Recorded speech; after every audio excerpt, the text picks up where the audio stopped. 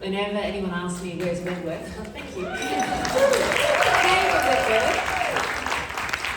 Well, when anyone ever asks me where's Wentworth, I basically say, well, think of Bondi Beach and outwards. So that's why I always love being here at the Bondi Pavilion and doing fabulous events from here. Before I get going, I'd like to acknowledge the land on which we're meeting, which is the land of the Gadigal, Bidjigal and Birrigal people, and pay my respects to elders past, present and emerging, and also acknowledge the role that Aboriginal and Torres Strait Islander people have played and continue to play in caring for our environment and in caring for country. I'm delighted to be here. I got into politics basically for the two major reasons for me, well actually three. One was about climate action, one was about women, and one was about doing politics differently. And I think tonight we're doing a wonderful job of that because we have so many women here, I think I could be in trouble from a diversity point of view, so must note to self. But we're talking about climate, which is absolutely critical, but we're also talking about community action because I think for me and for others, I think if we are going to truly take the action we need to take on climate, we need to do this as a community. We need to be informed, we need to be engaged, and we need to be active. And these three people here are showing a fabulous role models across the country about how to do that and what are the different options for driving that engagement. So I think particularly, why we're holding this forum in particular. This forum, this is for Waverley and Wentworth and Woollahra. This is Net Zero Month. So myself and the mayors and the councils decide to get together and say, let's make March Net Zero Month. Let's do a range of activities that across our communities that help drive net zero. We have the wonderful Ocean Lovers Festival coming up next week, but we've also got a series of panels and Zooms and other things that are happening this month in this community to help the community move on climate action. But we're holding forums like tonight, which is about giving people both inspiring stories, but also lessons and learnings in terms of taking climate action. So that was really about this, look, how do we galvanise a community around Net Zero Month?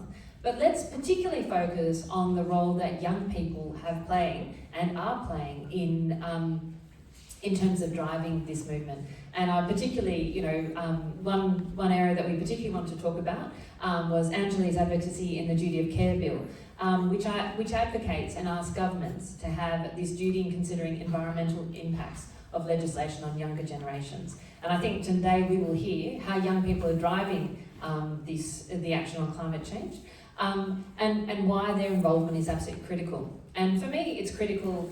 I've had this conversation, I think, 3 times in the last week as I've spoken to, groups of primary school age students, high school age students, and actually young people, sort of 15 to 25 in a youth action committee. And thank you for those of that committee who are here tonight as well.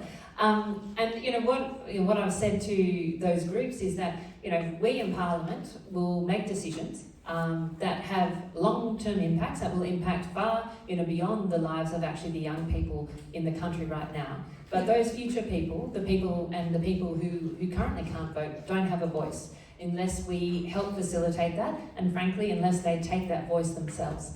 And I think that's why it's so important to be talking about the role of younger people in climate action, and also how do we make sure we think about future generations in terms of every action we take, both from a political point of view, but also from a social point of view. So this evening, what we're going to be doing is really asking some questions, and from the panel we'll be discussing what is the government's duty of care to future generation. We'll be discussing environmental laws and the reforms that will be coming up. We'll be talking about climate anxiety, and then we're going to be thrown to you, to the audience, and ask the people, these very talented people in front of me, some questions. So let me introduce them. We have Anjali Sharma. So some of you would have seen her on television last Monday night. Hands up who saw Angelie on television last Sunday night. So not unknown to the audience here. So we're really delighted that she was there on Australian Story. She's now 19, but at 16 she became the lead litigant of Sharma versus the Environment Minister, a class action legal case which argued that the Environment Minister owes all young people a duty of care to protect them from the impacts of climate change. In 2021, she was successful, but following an appeal from the minister, this ruling was overturned. However, Angelie continued the campaign, now calling to have this duty of care legislated through federal parliament. And Angelie is aiming to raise the issue awareness, and she's really asking us and obviously parliamentarians like myself, and really working closely with David Pocock, but to really drive this understanding of the disproportionate impact of climate change on young people. The second person you may not know, and we are sitting in order, is Lottie Dalziel. So Lottie is a sustainability expert and founder of Banish, which is aiming to help Australians reduce their waste with the right products and even better information. She was named the 2023 New South Wales Young Australian of the Year for her work educating Australians on how to live more sustainably. And in 2023, she was also named one of the Forbes 30 Under 30 in Asia in the social impact category. Lottie also runs BRAD, which is the Banished Recycling Disposal Program. People send hard to recycle items such as blister packs, and they partner with Australian recyclers to have them recycled onshore.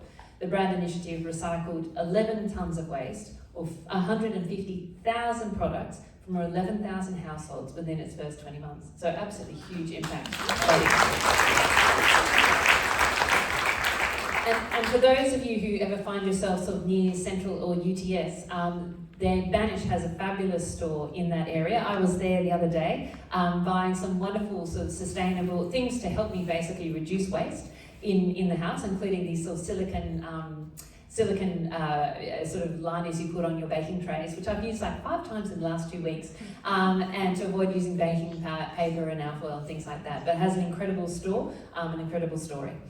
And finally, last but not least, Rachel Walmsley, who has over 20 years of experience working in the public interest environmental policy and law reform, and spearheads national law reform at the Environmental Defender's Office. Some of you might know the Environmental Defender's Office by Peter Dutton vowing to stop funding it. Obviously, that's not such a great idea. And I think it's absolutely critical that we understand what the role of these sorts of institutions are in making sure that we are making the right decisions for our environment and for our future.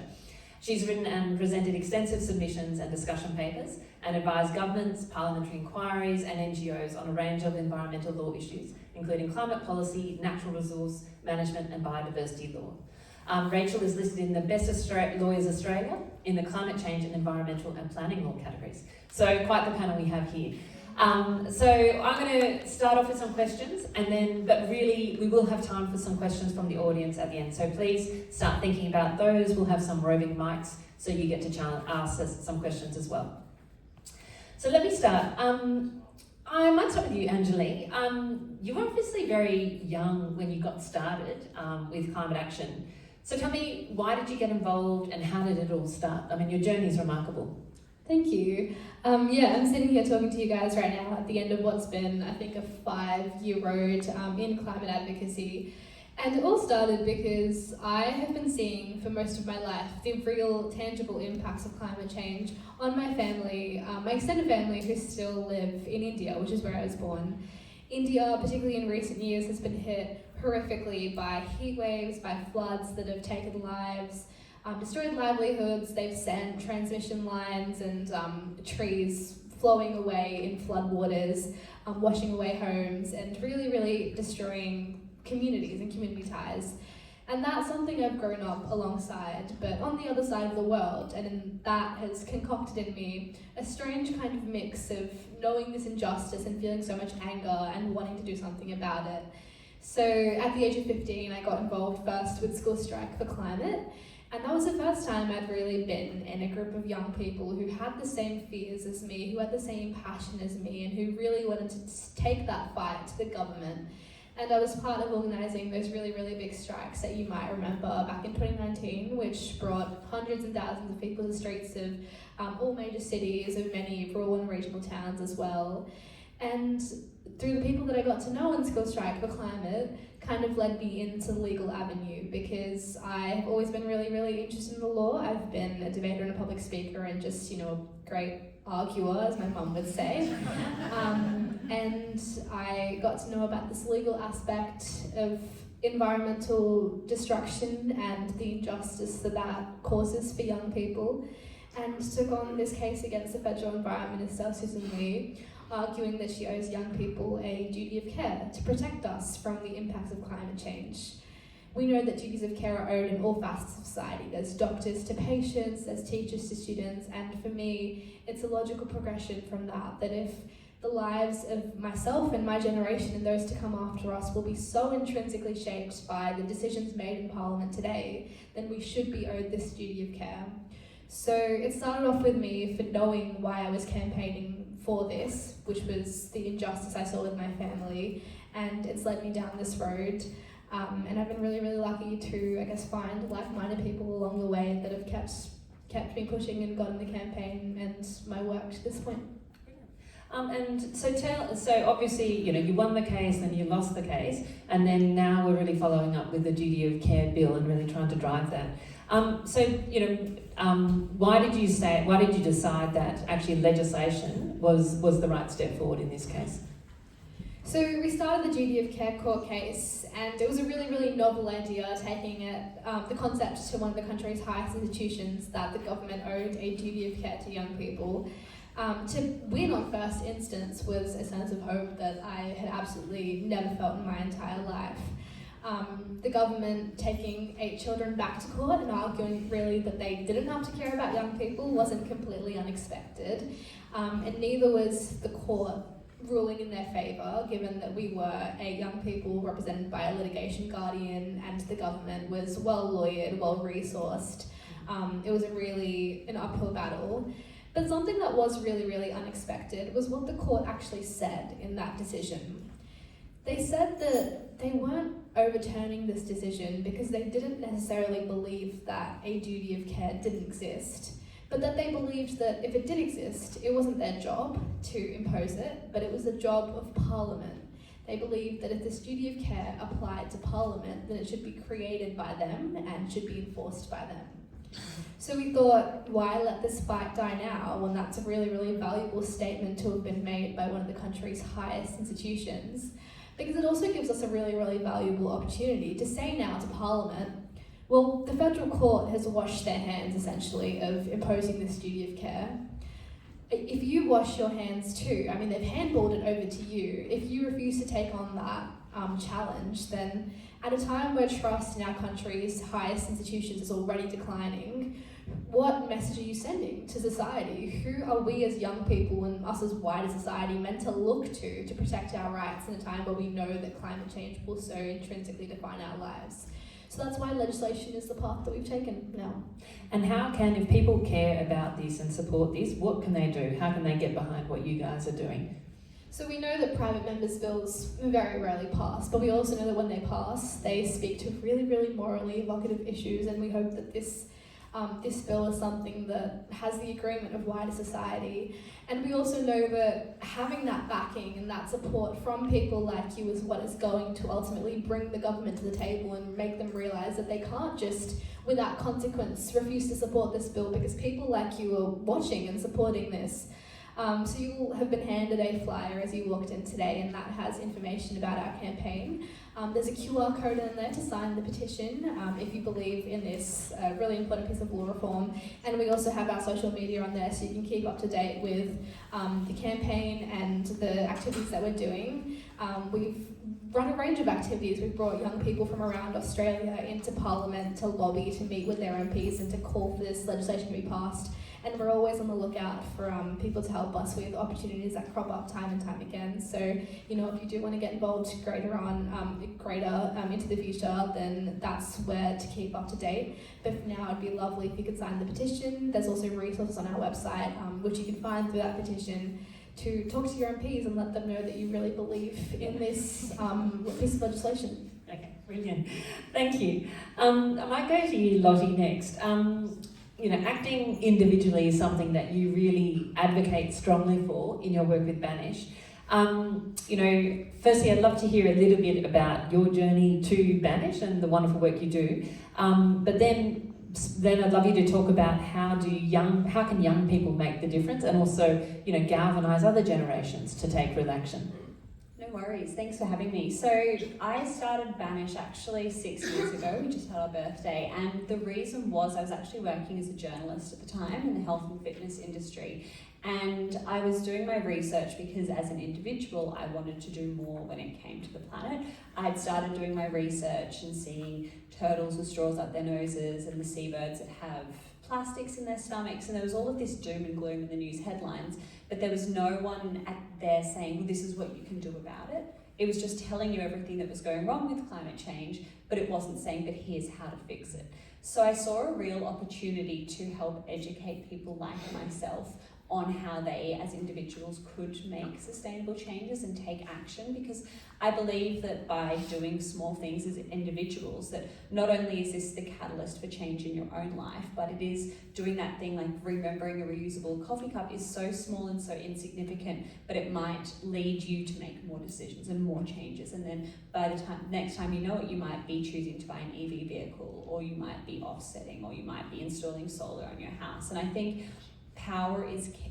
there is so much power in knowledge, and we need to know knowledge, and we need there to be accessible information out there. So my role is really to digest all of these big studies and all of this information and provide people with such simple and easy information that there's no reason not to live more sustainably. My aim is for people to walk up to a recycling bin and to know instantly what they can and can't recycle without being stumped and stunned and not really know what to do, or to walk into a supermarket and be able to make a more sustainable choice and decision. So I think what I kind of see is the work that I've been doing has really been resonating with really all demographics, from young to older generations. For older generations, I'm probably not teaching them anything new, but reminding them of things that they used to do. But for new people like myself, I remember finding a safety razor and thinking it was the best thing since sliced bread.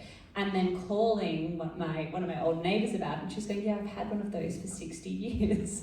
But nobody was talking about it, and nobody knew about it. And doing things like swapping back to using a bar of soap, it's not revolutionary, but it is that catalyst of change. So I think people are, when they're younger, they're curious, they're exposed to more about what's happening, they're more likely to question why, and to kind of say, well, why are we doing it that way? Why are we starting off other habits and our behaviours and starting to set our ways of using, again, a single-use coffee cup? Why not change it? And so I think that's why the message has really resonated with them. But I think with Brad, the recycling program, we have such a transection of different generations, mostly because of the blister packs that we recycle. So we have a lot of nursing homes that participate in the program, but we then again have a lot of young people who just really want to be able to feel like they're doing something and feel like they're, as Anjali was saying before, they're a part of a growing community that also feels like this and wants to do something about it. And I think that's the biggest thing in all of this, and why everyone's here today, is that we ultimately want to feel like we're not alone, we're fighting this with other people. And what are some of the challenges of building this business? I mean, it's been really remarkable what you do, and really inspirational. But I'm sure no journeys are easy. What are some of the challenges or some high points and low points in the journey? I think there's a really good reason why nobody else has done this before. And I think being young and naive and 24 and going, well, no, I'll just build it, was great, but probably reflecting on it, I wouldn't probably do it again. We deal with all of the things that nobody wants to deal with, and the reason why we deal with these items is because, or nobody wants to deal with them, is because they're so difficult to deal with. It's because it's so labour intensive, or it needs to have volunteers sorting it. We have 200 amazing volunteers who come through every month and help with Brad. And the fact that when I call up new recycling plants and say, look, we want to start recycling, something that I'm looking into at the moment is asthma inhalers, and they all just go, they just laugh at me and they say, you'll never get those quantities. And I just have to turn around and say, but just watch us, just sign that contract and show me that, say it is a ton, like we can get there together. And I think it's having that ambition and the drive of everybody supporting me, behind me, is really what I think helps push it forward. But it's definitely not easy. Waste is a $36 billion industry, but there's next to no money in what I'm doing. So it's now trying to figure out how we do make it into a sustainable financial organisation. And again, if people want to get behind what you're doing or participate, how do they, if they say, well, yeah, I want to put my blister packs, or I want to volunteer, what do they do? Yeah, so all of the information's on our website. You can just start collecting a box of all of your hard to recycle items at home. We release our volunteering dates every month. They book out, so you need to get involved pretty quickly and pretty early. But it's all just on the website. On the Banish? banish.com.au. Brilliant. Okay, fabulous. Rachel, we all know fighting climate change is really important. So I want to talk about the laws, because we talked about individual action, we've talked about community action and the laws, but you're on the forefront of making those laws, defending those laws in the courts. So firstly, I'd love to hear your journey to climate and environmental action, but then specifically, your reflections on, do we have the laws in place right now to adequately both defend our environment, but also take climate action in place at the moment. But maybe start with your personal journey. Thank you very much, and thanks for having me here. So my journey, I like to blame my parents. We watched far too many David Attenborough documentaries, went bushwalking, went bird watching in the country growing up. So I was a nature lover from the day dot. After school, I travelled a bit, and then I went to university and did law. And when most of my friends from law school were getting jobs with the big firms in Sydney and Melbourne, wanting to be corporate lawyers, I was not that keen on that plan. So I actually went to Tanzania and volunteered with a conservation organisation. We were getting data to help the local government over there make a plan about what to do with the nature and the foreign investment, the teak plantations coming in, but the biodiversity, the antelopes, the elephants, they wanted some data collection, and so they wanted volunteers.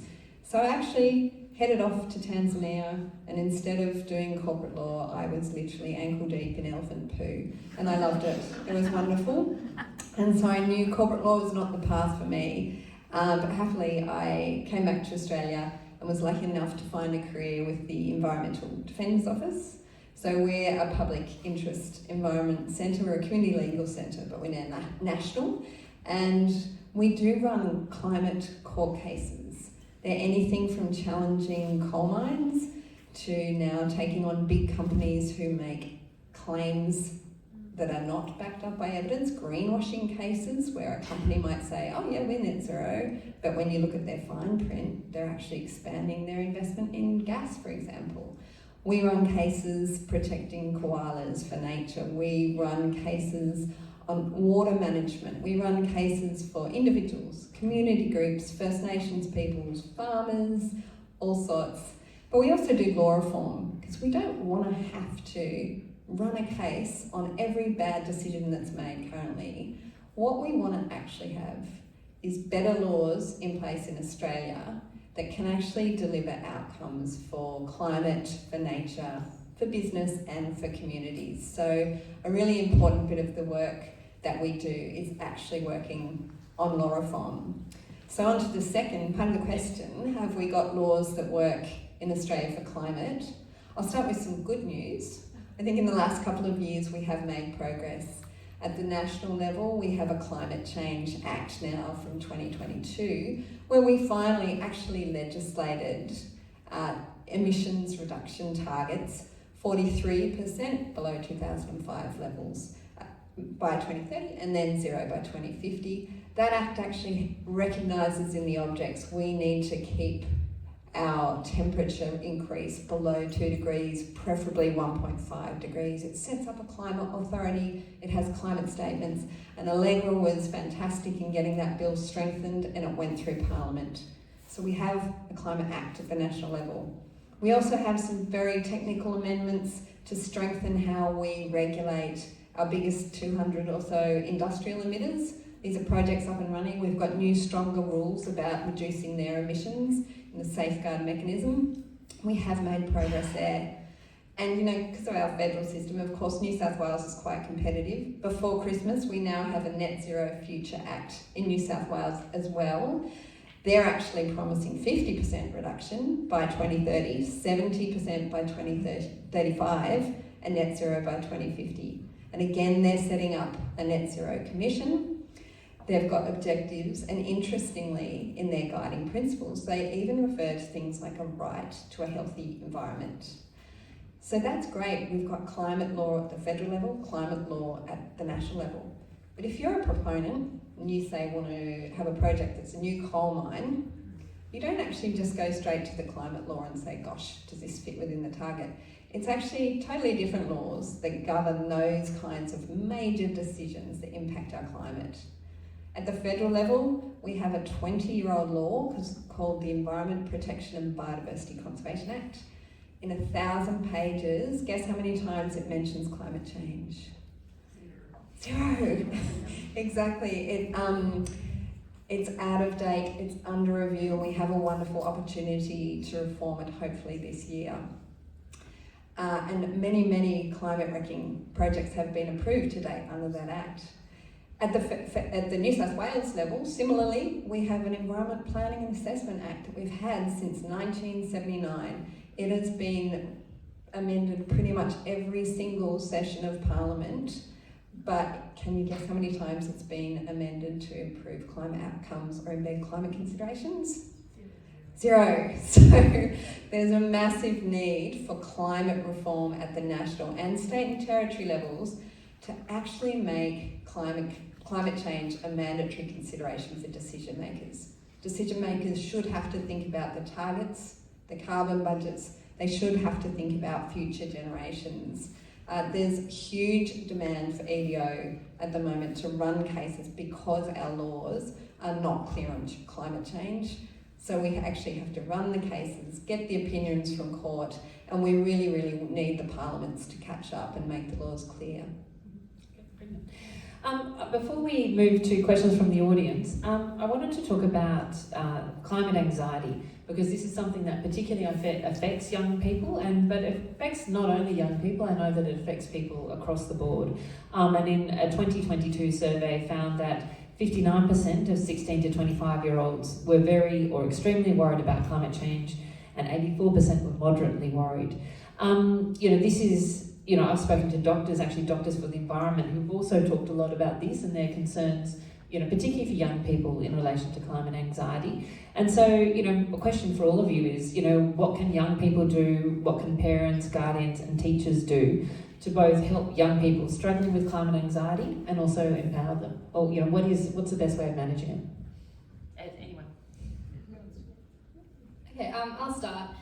Climate anxiety is a massive problem, and I think that comes down to the fact that now the news is so accessible for all of us, for all generations. There are specific organisations aiming to make news more accessible for young people, and that's amazing. But through that, now we see news of climate disaster all around the world, taking lives, destroying livelihoods. We see records being shattered that should probably never be touched, and that's really terrifying for young people, knowing that we'll have to construct our lives in a world that stands to be characterised by climate disaster increasing in frequency and severity. I think it's a very common attitude now. The biggest antidote to that, I feel, for young people is to feel like we're making some sort of a difference.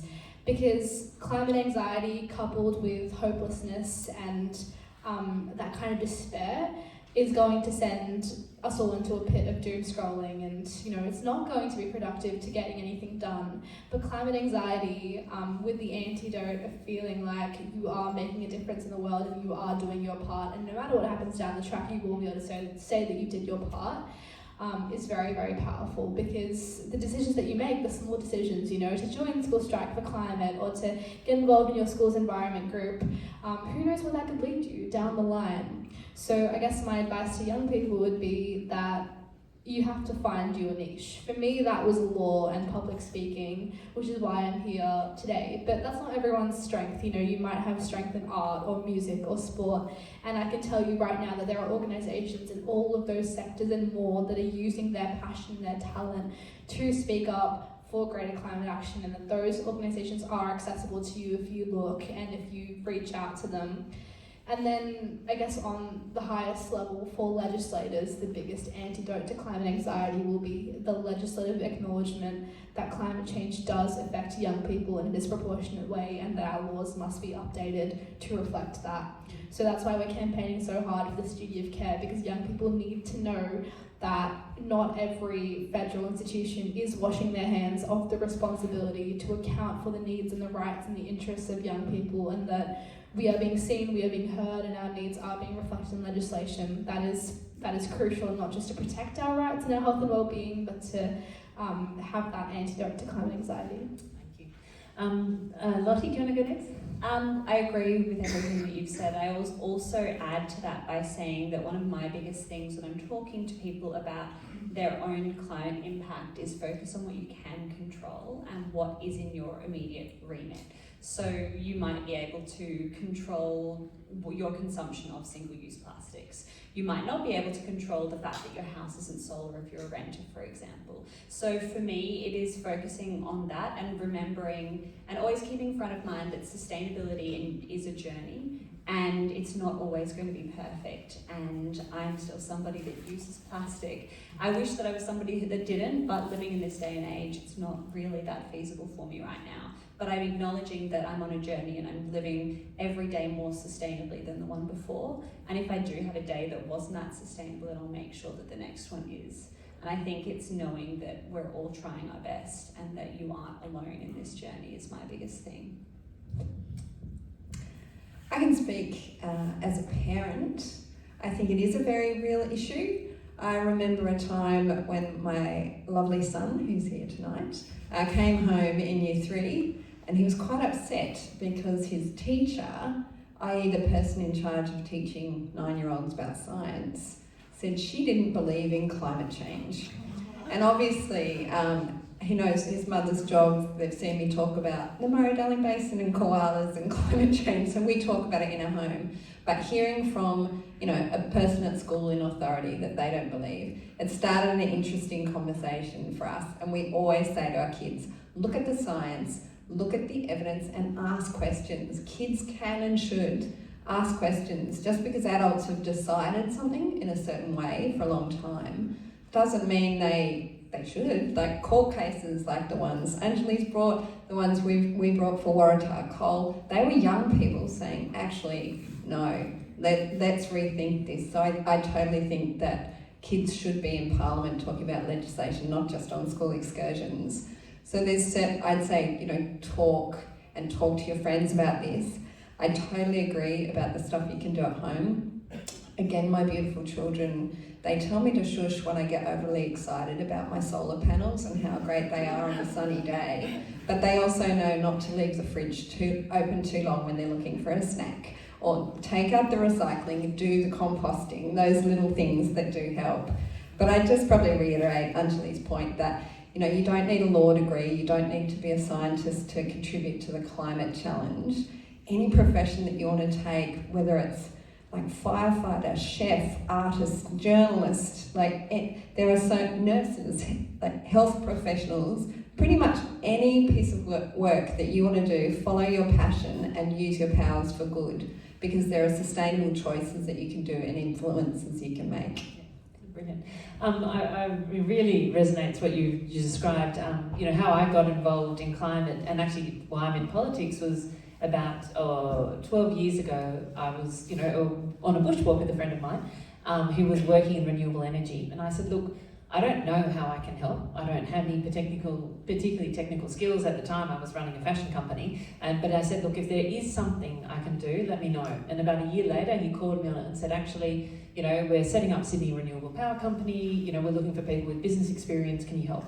And what I learned from that is that even just talking to the people in the space, or saying, and as you said, Angelie, saying, my skills might be art, it might be something else, bring those skills and offer those skills up. But also your point that, Lottie, that you don't have to be perfect. I think some people are like, oh, if I'm not, with my solar panels and my, induction stove and my EV, if I don't have all those things, well then, how can I talk about climate? I obviously don't care. And I think that idea that, you know, we each have our own journey to that sustainability, you know, finding that journey is really, really important.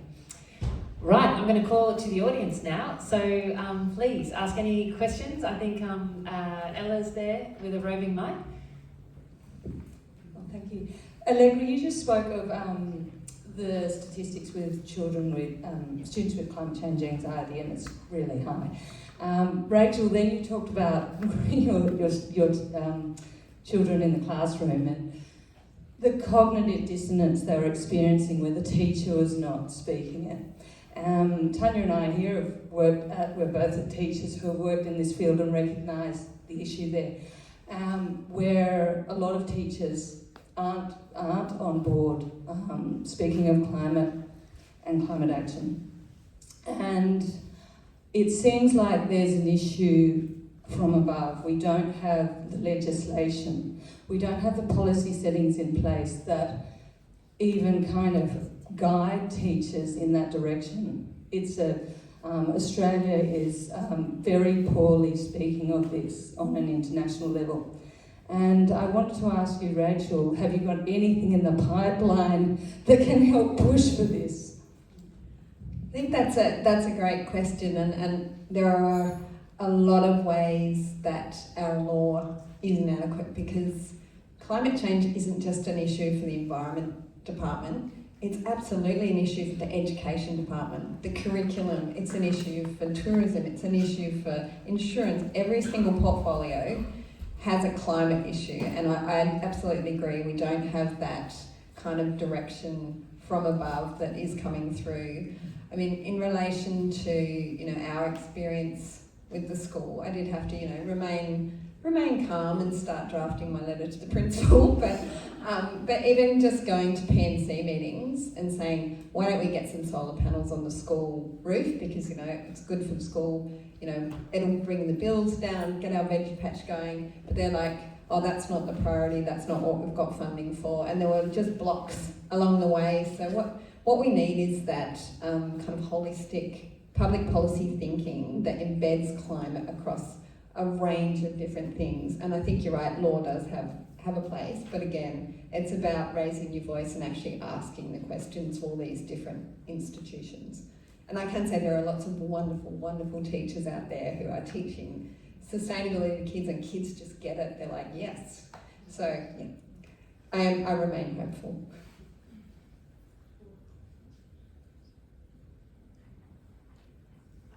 Thanks very much. I just wanted to actually add on to Brooke's call there, but also to let people know that a couple of colleagues at University of Sydney and down in Monash are actually developing climate-conscious lawyering materials for law schools across the country, and it just sounds like a really nice idea, and I'll take it back to the group to think about ways to also offer those materials for legal studies and into high schools, because it would be an obvious way in there. But yeah, certainly that kind of education project is operating, there's a development there of trying to create materials to go into every single core course in the law curriculum that would be able to embed climate conscious lawyering as part of that education. So anyone's interested, come and talk afterwards, I can pass you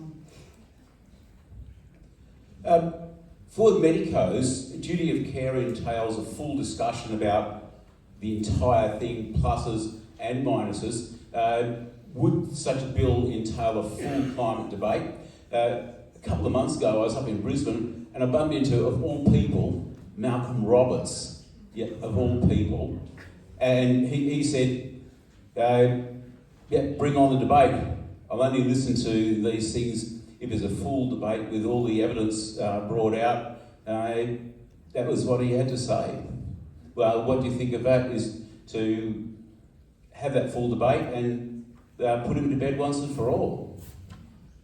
Do you mean like a full debate every time the duty of care is triggered in relation to a fossil fuel project? Or like for the legislation?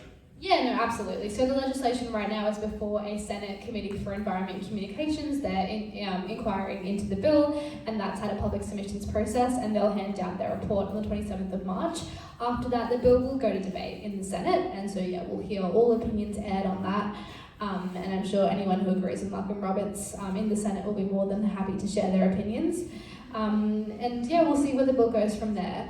But in terms of, I guess, how the duty of care is applied and what principles come into that, and figuring out whether a specific project is a risk to the health and well-being of young people, because when I just say that to you, that is quite vague.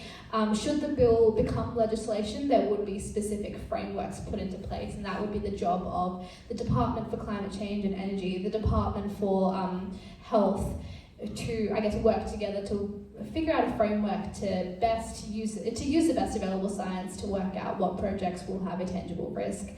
So yeah, it won't be like a very, very vague process as it's kind of just stated to you in simple terms. There will be a very high level policy application there. But yeah, to answer your question, full debate should be happening sometime in the second half of this year, and I await that with much excitement. First of all, thank you all for your passion and your work in this area. It's really very important, and I appreciate it. I think coming back to the whole school issue, education, and Lottie touched on this, getting the information to the people is so important. And I think that is a bit lacking, totally lacking in schools. A lot of the kids, unfortunately, when I saw the student strikes, we had a daughter at school at the time. She went, yeah, I'm going to go and do this. And we went, great. Now, what exactly why are you doing that, and what for? Oh, just because everyone else is, and, not much clue. And I'm afraid a lot of students went to that and went, government's got to do something. And they probably came in their private car, called an Uber, went to McDonald's, bought their takeaway, put the garbage in there, didn't really think through how better they could contribute. So, is there any way of incorporating better messaging from infants' school? Can we get these students thinking, well, oh, okay, I'm not meant to bring my sandwich in a Glad wrap. I could actually not get a packet of chips I could bring something from home. Can each person take responsibility for their own output? And that needs to start at a very ground roots level, I think. I agree that it needs to start at a school age, and we can really easily educate children when they're at school, but I also think that we can educate ourselves. And I think that it's not just kids packing their own lunches and putting Glad wrap on their sandwiches, it's adults when they're at their high-rise offices catching Ubers and then going down to food courts and buying individually wrapped sushi. Dissemination to Yeah. everybody. Exactly. So I think that it's education that needs to be easily accessible, it needs to be easy to implement, and it needs to be something that people feel empowered to take action is the ultimate thing. It can't be too difficult, and it needs to be that starting point. And the thing is, with sustainability, it's so different for everybody, and you need to find your calling to it, whether it be plastics in the ocean, whether it be the fact that you want to see things kept out of landfill or microplastics. There's so many different elements to it, but I think it's something that's definitely called for. And I think being in a room like this, it's amazing because I feel like so many people here today feel that way. So we need to go into our own circles of power or our networks and help disseminate this information further as well. But I would love to see it happening at a government level, at an education level, everywhere else.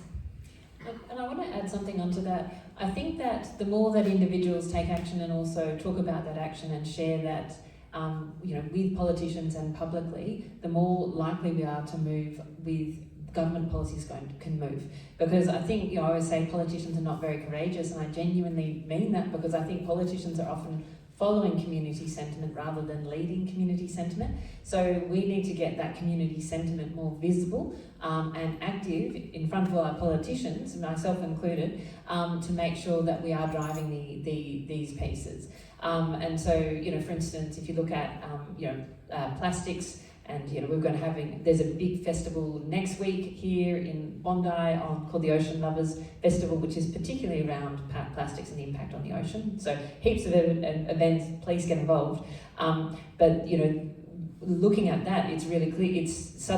I've learned a lot, saying basically there are different rules in WA. They've just banned single-use cups, but we haven't done it here. Some states have taken action on straws, some have taken action on bags, but we're not sort of unified as a country on this. But we need yourself and other individuals to stand up to make sure that, keeping it on the agenda so that, we from a government point of view and from a policy point of view take action. And just on that other piece of that education, I was just thinking, well, there's Parents for Climate Action. Is there a way of linking Parents for Climate Action to some of the law, the education reform that you guys are doing in other ways to help drive, some of that education system piece as well? Because I see some schools doing really well, where they have a, Wednesday waste free, and you can't bring in your single wrapped muesli bar into school, but others that don't, and so I think it's very inconsistent in across the schools, and I think we need to do more of that sharing so that we can go, okay, well, this is what we should expect from all our schools. Next question. Who's got the mic? Okay, who's got the mic? I do. Thanks to the panelists for coming along. I'm right at the back. My question is actually to Rachel. You talked about the reforms to the EBPC Act. I'm just wondering, from the EDO's point of view and from your point of view as a lawyer, what are some of the top reforms you'd like to see in that act this year? Thank you. Thanks. So, as I said, the EPBC Act, terrible acronym, has been around for 20 years.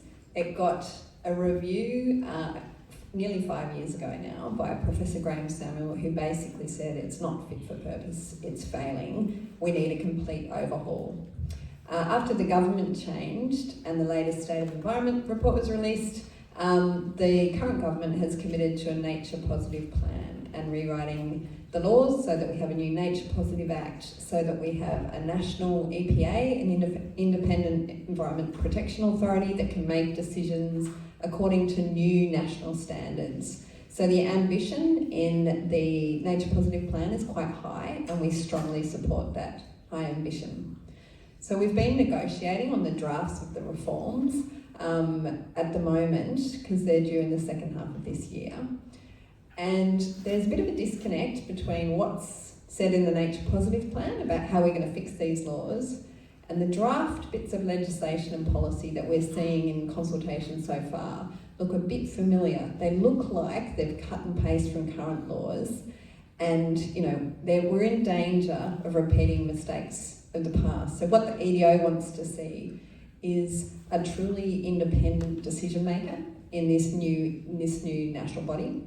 We want to see national standards that are actually going to protect the species on the brink, that protect our iconic heritage places, our wetlands. We want to see upfront protections for those. That'll give certainty for industry and business.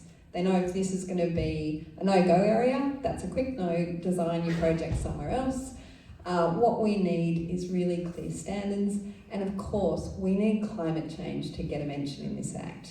In the drafts we've seen so far, there is a climate change mention in the new objectives, but what we want to see is far greater. We want to see climate change as an actual mandatory consideration for decision makers who are going to make the call on the next 20 years of projects. We want to see things like intergenerational equity, duties of care expressly in the legislation. Haven't seen that yet in the draft, so when people ask me, is what's proposed any better than we've got?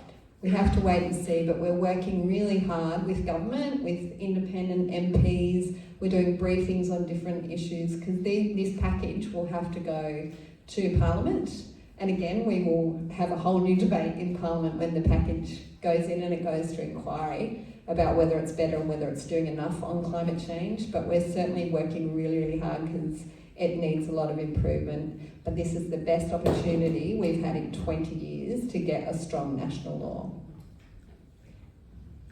I think we've got time for 2 more questions. So, who's got the mic at the moment? Yeah. Can I go? Yeah. Fantastic talks, everyone. So I am a doctor. So I just wanted to say with the education, so I agree it does need to come down from the education point of view, but I also agree that a lot of the education also comes from us. And if you've told your children things, and they will actually speak to their peers. And I actually had one of a friends of a doctor, and his son said, he's really worried. He's got all this eco-anxiety. And I think the other power that Anjali was talking about was that children themselves, if they've got that eco-anxiety, they influence their parents. and then their parents are going to do something. And so to talk with everything else, it's all that whole ripple effect, and again with like Lottie and other sustainability. But my question is actually all about misinformation. And I think this is really important because we're facing a huge problem with misinformation. And I just want to know how you guys deal with it. Because we're struggling as doctors talking about the health effects of climate change on health. And I'm sure you have come across it as well. Sure. As I mentioned earlier, one stream of work at EDO is on greenwashing, because just because you stamp something as sustainable, or you stamp it as net zero, or you stamp it as nature positive, doesn't actually mean it is. And there's a fair bit of, you have to actually look at the information sitting under that to see if it's actually what it says on the label. So that's a huge area, and that's big in sustainability.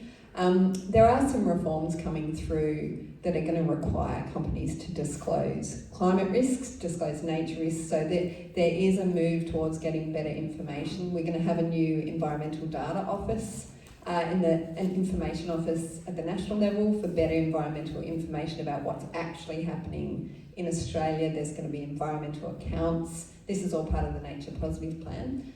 So that there will be better information around. But you're exactly right, in terms of being able to access that information and verify that information, there's still a whole range of work to do.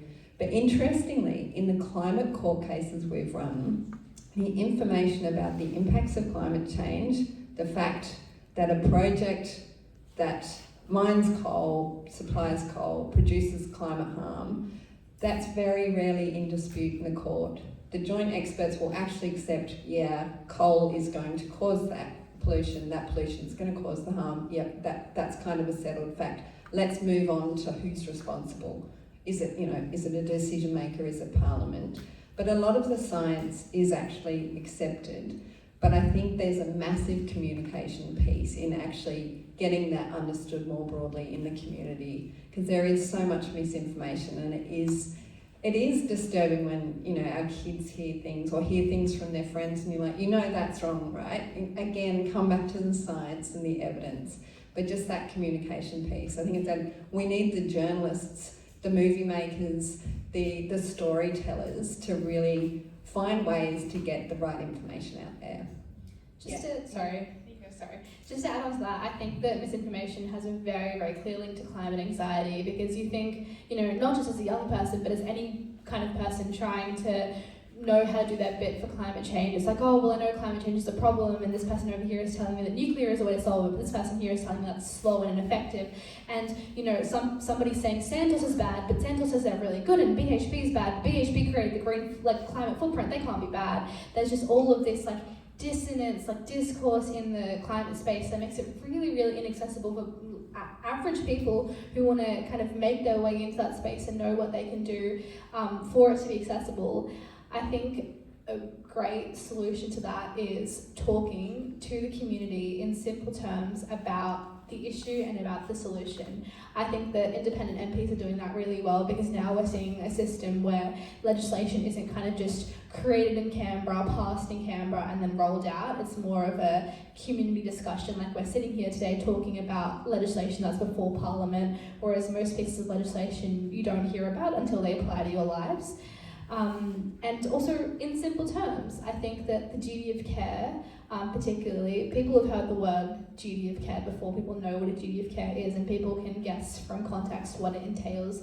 I was actually talking about this earlier. I don't think that anybody that I know of in my generation, or even people in old generations, really actually got their head around what the safeguard mechanism was.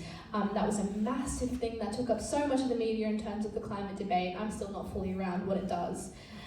So I think talking about the problem, the issue, the solution in accessible terms to people whose lives will actually be shaped by it is a way to combat that. I think you guys pretty much covered it all. I'll leave you to it. I just want to add one thing to that. Look, I'm really deeply concerned about this area, and that's one of the reasons why the Crossbench is pushing things like getting lies out of political advertising, which is one of the things Ali Steggall's been pushing, and we might actually get in sort of law reform. But that's not going to be enough. And I think, there are two sort of strategies. One is sort of this idea of pre-bunking, so get out, which is the idea, and sort of, it takes more energy to debunk something that's a lie that someone's told than to tell somebody that this is an issue. So from a sort of health point of view, if doctors are getting out there saying climate's bad, climate change is bad for your health, gas stoves are bad for your health, it's easy. If you get that message out first, it's easier than sort of saying, oh no, trying to debunk whatever somebody else, and a lie that somebody else has said. So I think that's certainly how I'm thinking about it. It's like, how do I get on the front foot on these pieces? And lastly, I'll come back to, as a doctor, you do have a very special place in community. Like we do, a lot of people don't trust politicians, but they do trust their friends. They do trust, their doctors, their pharmacists, the people around them. And so that is actually really powerful, that community members are informed and care and taking action and talking about these things is really critical, because, the political footballs, people just go, I don't know who to trust. So we do need to actually build that trust from the community up. I did say one last question. It's 7:01, so whoever makes this will be a very brief one. Who's got the mic? A very brief one here for Rachel. It's been suggested that environmental law could be, and sometimes is, in conflict with climate action. Do you have any views on that? I think there have been attempts to try and dissociate the two, but if you think about it, we're facing a climate crisis and we're facing a biodiversity extinction crisis. The crises are inextricably linked, and so are the solutions. So one thing EDO does is we work with all the nature-based ENGOs, so all the big, like WWF and BirdLife and ACF and the Wilderness Society. We work with all the nature groups on strong laws. We also work with all the climate groups through Canada Climate Council. We bring those groups together and we work on, as I said right at the beginning, law reform that will deliver for climate, nature and communities, because there's no point getting a law in place that's going to trash our natural capital. We actually have solutions and really positive things that will benefit nature and climate. So it's absolutely about bringing those two things together and not having a wedge between climate or nature, because the solutions are inextricably linked as well. So do you want to say something? Yeah, I think that one of the reasons I've heard that argument is because people argue that environmental laws and kind of, including more things, environmental laws like the Duty of Care Bill, allow for justiciability, so people to take the government to court to make them prove that they are living up to these environmental laws, which then the argument, particularly from the government there, is that, well, we have to dedicate resources to that, so we can't actually act on climate action while we're fighting you in court. And I think that, particularly in the context of the Duty of Care Bill, if the government so ardently believes that they are living up to this duty of care, then it should be formalised in process and in legislation, and that they should be able to have to prove that in a court of law. I think that that's a civic right that all people hold, is to be able to make sure that the laws that apply to their daily lives and the laws that will shape their future are being put into place in a way that is in best practice and in good faith. And I think that, that argument is kind of contradictory with the whole concept of good government, responsible government, of the fact that government should be responsible to its citizens. I'm going to wrap it up there. I think we could keep on talking all night, but it's Sunday night, and I know particularly congratulations to those who brought young kids along, but I'm sure you probably want to, they might be wanting time to go home. Look, firstly, would like to thank our extraordinary panel, because you guys